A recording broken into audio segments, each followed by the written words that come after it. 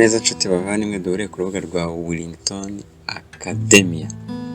Amahoro, imigisha n'urukundo by'Imana bibane namwe, kandi imigisha uhoraho atanga ndayibifurije. Umugani tugezeho umugani wa Rwintabo. Habayeho umugabo akitwa Rwintabo, uwo mugabo akaragira inka ze n'abana be babiri b'abavandimwe, umuhungu na mushiki we. Bukeye Rwintabo yica umuhungu, ntibamenya uwamwishe, ariko bakomeza gukeka Rwintabo. Umukobwa amaze kuba inkumi, Rwintabo aramusaba aramushyingira. Iwabo w'umusore bashyingirwa umukobwa, n'iwabo w'umugore bakomeza kugira inzika, bagereka bahoreye umwana wabo ko bari baranesamye neza ko ari Rwintabo wamwishe. Nuko benda inzoga nyinshi batumira umukwe wabo ari we Rwintabo n'umugore we ari umwana wabo. Bagiranye mu nama yo gusinda bazamwica bahorera wa mwana wabo yari yarishe. Nuko batumirwa bose baranywa bahimbaza igitaramo. Rwintabo ntiyakinga ko bari mu migambi yo kumwica. Umugore we ariko aza kuburirwa na murumuna we ko bagiye kumwicira umugabo. Umugore arasohoka ngo agere ku muryango, ashinga umwana we urwara, umwana ararira. Nuko umugore atangira kumuhoza aririmba ngo arafatirwa mu muryango nk'inkoko nk'ita imbwa Rwintabo, arafatirwa munsi y'ikigega nk'inyoni nk'ita imbwa Rwintabo, arafatirwa mu rutoki nk'inuma nk'ita imbwa Rwintabo, arafatirwa mu rubariro nk'imbeba nk'ita imbwa Rwintabo. Uzirikana inkoni y'inkeberanya Rwintabo, turagiye Nyamikenke Rwintabo. Inzira ni nyabagendwa Rwintabo, inzira ni ishayija Rwintabo, inzira ni rukoko Rwintabo.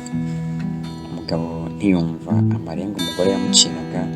Nyamugore aragenda yikoza munsi y'urugo arahindukira, ageze mu irembo ashinga umwana urwara. Nanone umwana ararira, nyina yongera kumuhoza asubira muri ya magambo yavuze mbere, ariko umugabo ntiyabyumva. Umugore rero akomeza kuriza umwana, ari nako amuhoza acira umugabo w'amarenga. Ku nshuro ya nyuma noneho umugabo arumva, amwumvisha arasohoka, bahurira mu muryango. Umugore amubwira ko bashaka kumwica. Nuko umugabo amaze kubyumva yongera kunywa inzoga, abandi si ukunywa barasinda bararambarana. Umugabo n'umugore babadukamo barabica barabamara, barangije bacaho baritahira. Umugore akiza umugabo w'urupfu rwari rwamugezeho. Sinjye wahera hahera umugani. Inama twakura muri uyu mugani wa Rwintabo, inama ya mbere twakuramo ni ukwanga ikibi. Kwanga ikibi. Rwintabo yishe umusaza w'uyu mukobwa, bari bakiri na bato kandi ariko bajyaga gusa nk'abangana ahantu, ariko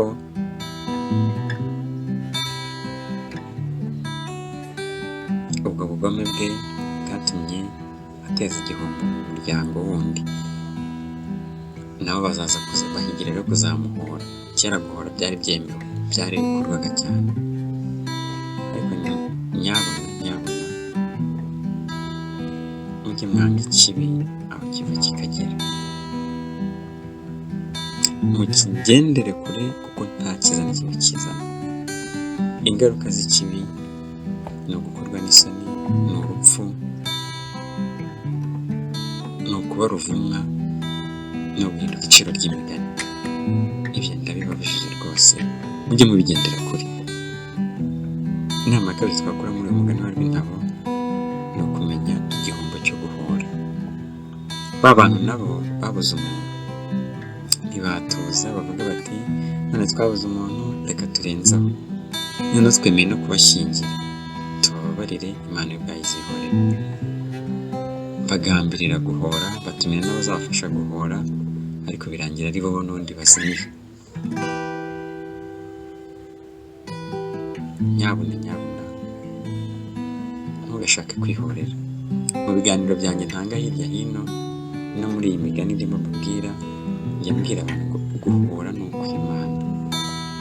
Mutekereze n'iki gihugu cyacu cy'u Rwanda, amahano yakibayemo, jenoside yakibayemo, ubwicanyi ndengakamere bwakibayemo, kandi ntimugire ngo ni ibi byatangiye byabaye muri 1994, ibi byari nk'umusozo, ariko nibyo byaratangiye muri 1959. batwikira abantu, bica abantu, banyaga abantu. 6/3, 7/3, 90, Inkotanyi ziteye, 91, 92, 93, 94 barunyuguza, baratsemba abantu, tsemba bwoko n'itsembatsemba. Mwibaza mute iyo leta y'u Rwanda uyu munsi, leta y'ubumwe bw'abanyarwanda idahagarara ngo ishinge imizi ku kubakira ku bumwe n'imbabazi binyuriye mu bumwe n'ubwiyunge, ikica nayo ikamara abantu, ubu tuba turihe?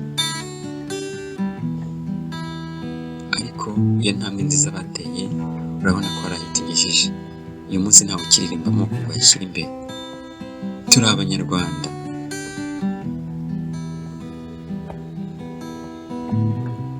Uyu munsi ntabwo umuntu akizizwa aho aturuka, ntabwo umuntu akizizwa uko areshya, uko asa, uko ateye cyangwa akomoka. Guhura ni bibi. Ubu dufite u Rwanda twese duhuriyemo, abahohoteye abandi, abarokotse ubwo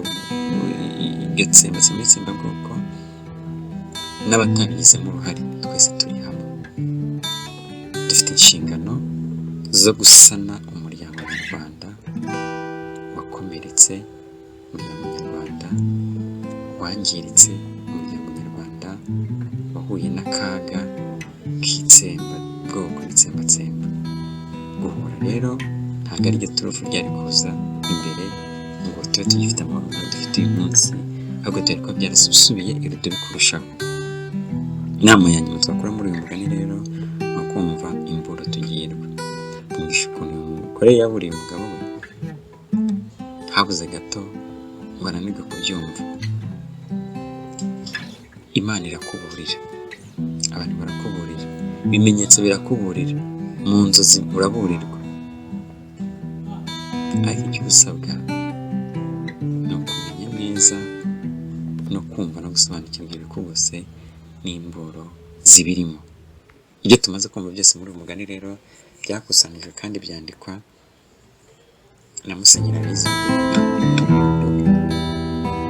naho iki gitabo cyasohokeye mu mwaka w'1970, kabagezwaga ibiganza by'urubyiruko indakeka rwema rwaracyaritabara Inkotanyi y'Iminega Rwagitinywa, Imbonezamakuza rwabishe n'umuganje w'indekanye n'imigabane Nyungwe abahinzi, ishema ry'u Rwanda rwabize intwaya rwabize bibiri, ibyo bireko by'abatabazi. Nibuka gukora subscribe na sabone, uko ukoresha ururimi rw'igifaransa, munasige comment icyo twahindura. Murakoze cyane, naho utaha, ciao ciao.